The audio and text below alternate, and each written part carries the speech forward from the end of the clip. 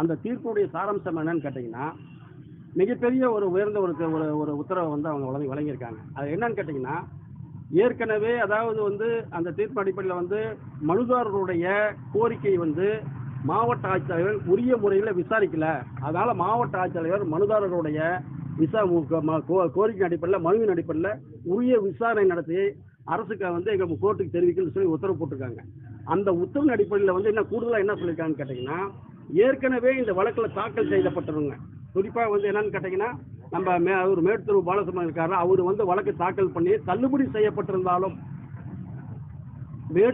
அந்த தள்ளுபடி செய்யப்பட்டிருந்தாலும் அவரையே இந்த விசாரணைக்கு அழைக்கணும்னு சொல்லி நம்ம இதில் தீர்ப்பு கொடுத்துருக்காங்க. அது மட்டும் இல்லாமல் ஏற்கனவே வந்து ஒரு தீர்ப்பு கொடுத்துருக்குது, அருள் சொல்லியிருக்கிறவங்க ஒரு தீர்ப்பு கொடுத்துருக்காங்க. அந்த தீர்ப்பு இருந்தாலும் வந்து அவரையும் கூப்பிட்டு விசாரணை நடத்தணும்னு சொல்லியிருக்கிறாங்க. அதில் மாயக்கரசன் சொல்லிட்டு ஒருத்தர் வந்து வழக்கு சாட்டிருக்காங்க, அவங்க வந்து வாபஸ் வாங்கிட்டாங்க. அவர்களையும் வந்து கூப்பிட்டு வந்து விசாரணை நடத்தணும்னு சொல்லியிருக்காங்க. இது எல்லாம் இல்லாமல் இன்னும் சிறப்பாக என்ன ஒரு தீர்ப்பு கொடுத்துருக்காங்கன்னா, பொதுமக்கள் யாரெல்லாம் மாவட்ட ஆட்சியர்கிட்ட மனு கொடுத்தாங்களோ அந்த மனுவின் அடிப்படையில் அனைத்து தரப்புலையும் வந்து அந்த மனுதாரர்களையும் கூப்பிட்டு விசாரணை நடத்த தனிப்பட்ட விசாரணை நடத்தணும்னு சொல்லி உத்தரவு போட்டிருக்காங்க. இது எல்லாம் இல்லாமல் இன்னும் சிறப்பான ஒரு என்னன்னு கேட்டிங்கன்னா, மாவட்ட ஆட்சித்தலைவர் பொது அறிவிப்பு வெளியிட்டு மக்களை வந்து மக்கள் மத்தியில் இருக்கிற கருத்துக்களை கேட்டு தான் விசாரணை நடத்தி உரிய நடவடிக்கை எடுக்கணும்னு சொல்லி ஒரு மாபெரும் உத்தரவை வழங்கியிருக்காங்க.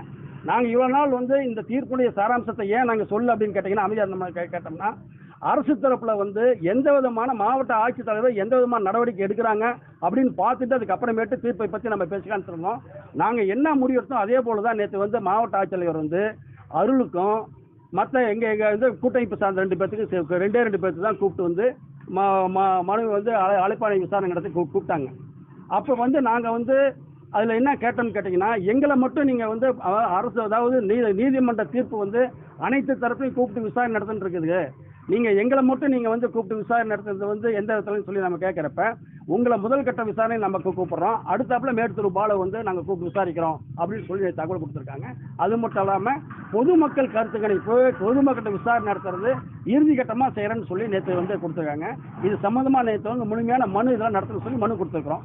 இந்த நிறைய விசாரணைகள் வந்து விசாரணையில் வந்து அனைத்து தரப்பு பற்றியும் நம்ம விசாரணை சொல்லிக்கிறோம். இது பத்திரப்பதிவில் மிகப்பெரிய மோசடி நடந்திருக்குது, அது நிலத்தில் வந்து நீர்வழி பாதையெல்லாம் அழிச்சிருக்காங்க, அது அடுத்தாப்புல அதாவது நகர்மன்ற தீர்மானம் வந்து ஒரு மோசடியான தீர்மானம், அது அதற்கு அடுத்தாப்புல நகர்மன்ற தலைவர் வந்து இந்த கடிதம் அனுப்பினதே அதாவது ஆணையாளர் கடிதமே மோசடியான கடிதம். என்னன்னு கேட்டிங்கன்னா, ஆணையாளர் வந்து 19/4/24 அன்றைக்கு வந்து நகர்மன்ற தலைவருடைய கடிதத்தின் அடிப்படையில் கடிதம் அனுப்புறேன்னு சொல்லியிருக்கிறாங்க. ஆனால் அந்த 19/4/24ங்கிறது பாராளுமன்ற தேர்தல் நான் தமிழ்நாடு முழுக்க 18வது இந்திய பாராளுமன்ற தேர்தல் நடைபெற்ற நேரத்தில் அன்றைக்கு நாளில் வந்து நகரமன்ற தலைவர் வந்து லெட்டர் கொடுத்துருக்காங்கனாவே இதில் மோசடித்தனமாக இதை வந்து ஆணையாளர் செஞ்சுருக்காங்கிறத நாங்கள் பதிவு பண்ணியிருக்கிறோம்.